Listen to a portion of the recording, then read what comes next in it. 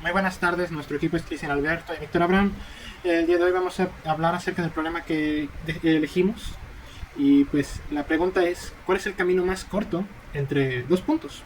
Si supongamos que estamos aquí en A y queremos ir a B, ¿cuál es el camino más corto? ¿Será este? ¿Será algo como este? ¿O simplemente la línea recta? Ahora, si uno hace un poquito de lógica, verá que la línea recta es la más corta entre todas, ¿no? Casi por definición, cuando estamos trabajando en RN o en geometrías euclidias, ¿no? Casi por definición es lo que define al espacio euclidio, es que la distancia más corta entre dos puntos sea la línea recta. Pero eso no es tan divertido como problema. Así que, ¿qué pasa cuando tenemos esto? O sea, seguimos estando en R2 y voy a dejar de hablar de R, esto es espacio euclidio. ¿Qué pasa cuando en un medio tu velocidad es más lenta que en otra? Supongamos que estamos aquí en la arena y por lo tanto vamos muy rápido aquí, pero este es el mar y vas más lento aquí, ¿no? Por lo tanto, ¿cuál será el camino que vaya más rápido? ¿Cuál de todas estas líneas es aquel que te va a dar el tiempo más pequeño, ¿no? O sea, lo que buscamos es que si hacemos la suma de los tiempos, que sea el tiempo de aquí a acá y el tiempo de aquí a acá, sea lo menor posible. Eso es lo que buscamos.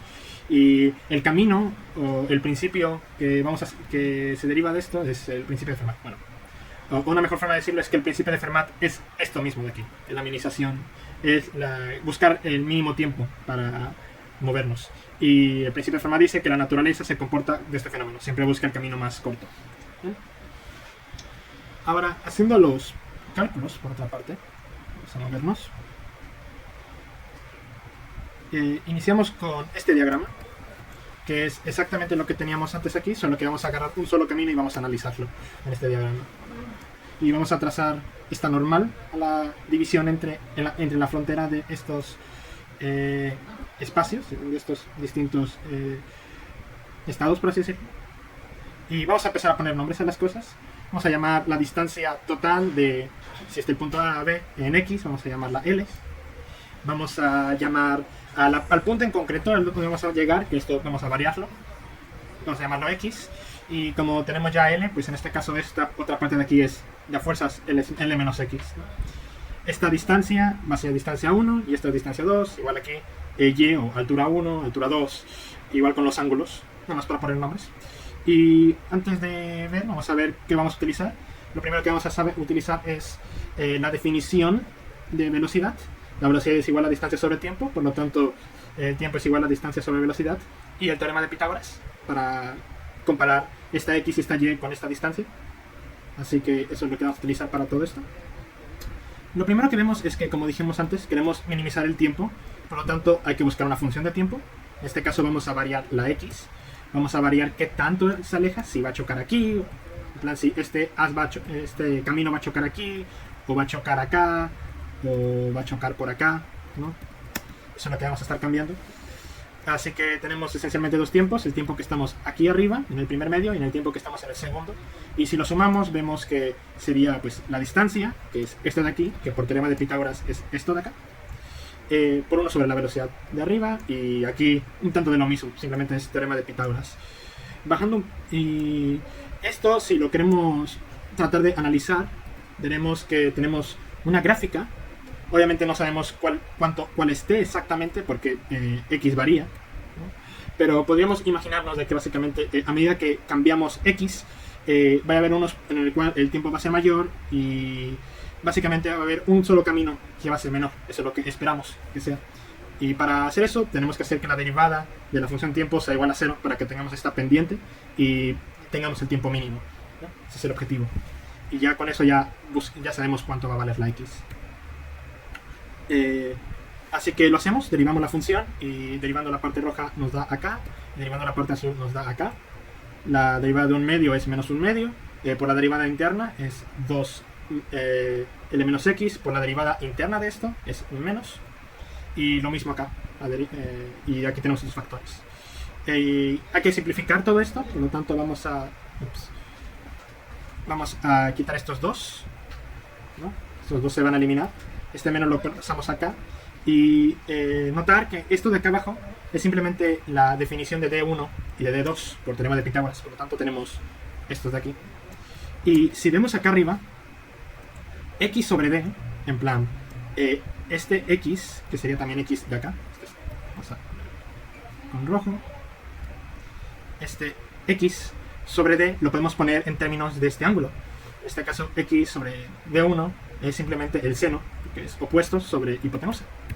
Así que con esto tenemos seno, y podemos hacer el mismo argumento para x, para que se vuelva seno de θ2 sobre b2. Y simplemente reorganizando los términos un poquito más, tenemos esto de aquí, que es lo que tenemos una expresión que queríamos llegar, que se llama la ley de Snell.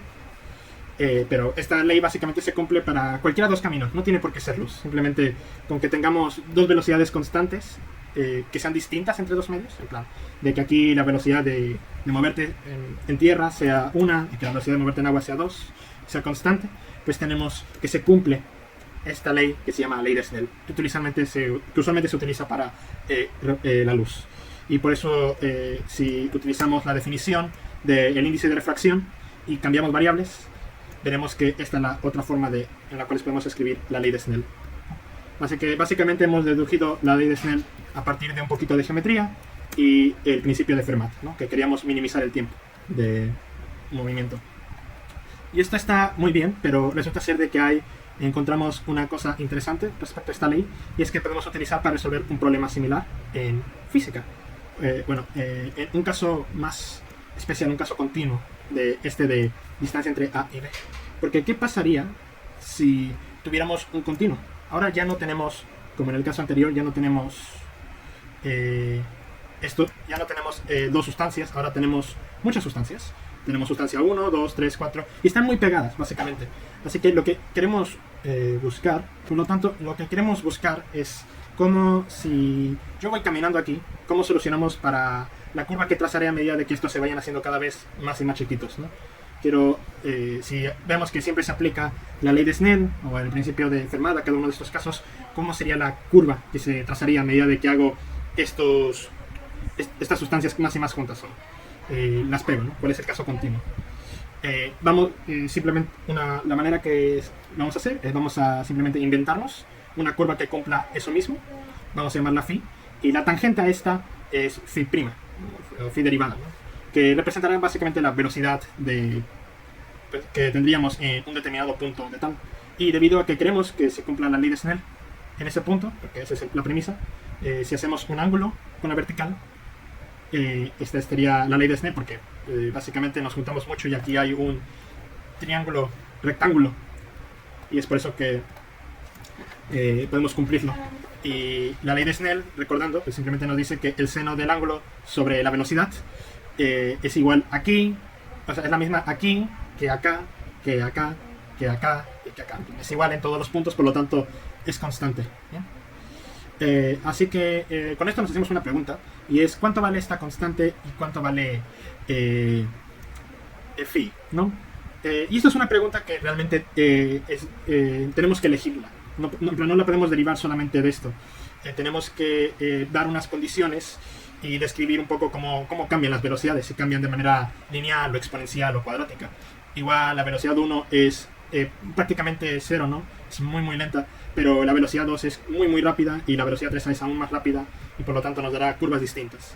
Así que vamos a analizar el caso en donde está desde un punto de vista más físico de la mecánica, en donde vamos a suponer de que iniciamos con velocidad 0 y por lo tanto estamos bajo un campo constante hacia abajo. Imaginemos que es la gravedad, pero también puede ser un campo eléctrico constante, ¿no? Que nos estaría empujando para abajo. Y por lo tanto tendríamos una energía potencial por el campo y una energía cinética, que sería básicamente la velocidad que tengamos en cada punto. Así que debido a esto podemos poner aquí respecto a gravedad y aquí respecto a energía cinética, y simplemente despejar la velocidad para tener lo que buscamos. Y en este caso la y es lo importante, porque el potencial, aquí ponemos que el potencial depende de la altura, ¿no? De que aquí hay más fuerza, el potencial es mayor que acá abajo.